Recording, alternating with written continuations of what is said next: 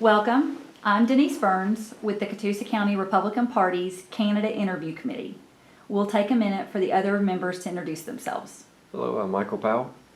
I'm Joanna Hildreth. Thank you for taking the time out of your campaign to participate in this interview process. We have extended this invitation to all candidates in this race for the purpose of aiding the voters in making their decisions. This video will appear on the Catoosa County Republican Party website. While we do everything to prevent anyone from obtaining the video without proper request or use, we cannot guarantee that the video will not be obtained by others, regardless of our best attempts to secure it. The interview will be shown in its entirety. For the interview, we'll be asking around 12 questions but can offer no prompting. There are no right or wrong answers, only your answers. We ask each candidate the same questions. Please introduce yourself and state the position you're running for. My name is Stephen Henry. I'm running for the chairman of the Board of Commissioners in Catoosa County. Thank you. We'll go ahead and get started with the question. And thank y'all for having me, by the way. Certainly. Why are you running as a Republican, and what does being a Republican mean to you? I think values. I think being a Republican means you've got to have some values that are deep-seated in your beliefs and how you feel the country should be ran, the county, all the way, and how you should live your life. And I think we lose sight of our values this day and time, and we relinquish them just to fit in with everybody else sometimes. What is the role of a county commissioner?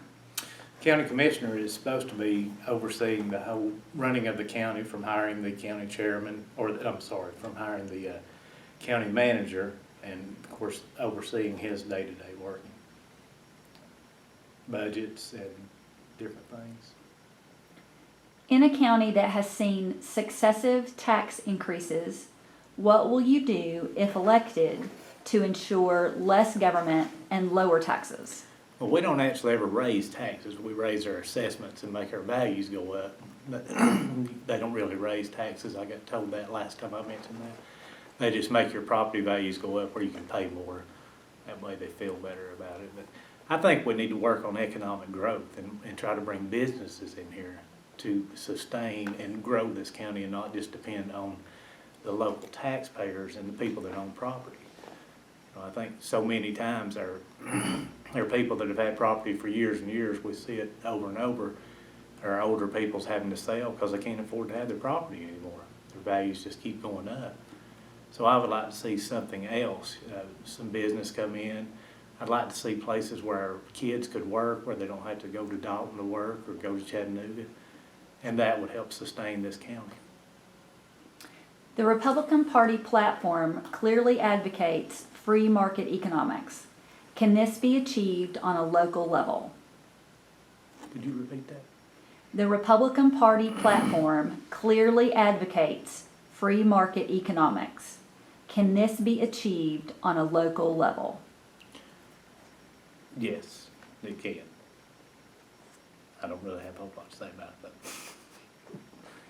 Do you believe managed economic development by local municipalities picks winners and losers by affording them incentives and perks not afforded to other growing small businesses?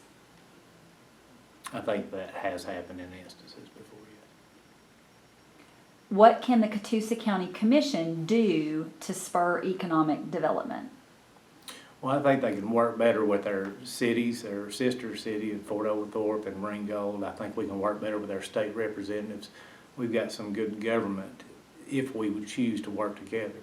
But for so long, it seems like Catoosa County has become just solely Catoosa County, and we're not in it with anybody else. And I think for us to grow, we need to utilize the resources at hand. We need to utilize Fort Oglethorpe. We need to utilize our state representatives and grow together. Can you name at least one significant cut, name as many as you like, you would plan to make to our county budget? I don't know if it's so much as cuts as to use responsible. It seems like our county doesn't want to make money. We have a sewer system and we give all the profit to the city of Fort Oglethorpe and the city of Ringgold instead of operating it ourselves and making any money off of it. We had a landfill years ago, we give it away or sold it for less than what it profits. It seems like every time we have something that actually makes money, we've got a goal to get rid of it. So my goal would be to try to learn how to make money as a county, to learn how to just try to stand on our own. Recently, it was said that SPLOST could insulate us from tax increases. After successive increases to the county millage rate, would you advocate another option tax?